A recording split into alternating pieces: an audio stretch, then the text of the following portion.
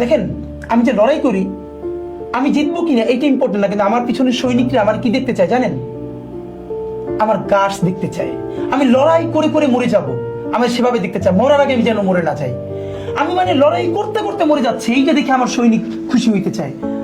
আর BNP কি করে? আওয়ামী লীগ তার এক একটা টোপ দিছে, আর সে প্রতিদিন উত্তর দিছে, না আমি এটা না, প্লিজ আমার আর যা বলো রাজাকার। ওইটা বলবে বেটা, বিএনপি হলো একমাত্র মুক্তিযোদ্ধা, তোরা সব রাজাকার, তোরাই যে পাকিস্তানে ছিল না। মানে বলেন তো, যে বিএনপির কেউ পাকিস্তানে ছিল মুক্তিযুদ্ধের সময় নাকি আওয়ামী লীগের ছিল?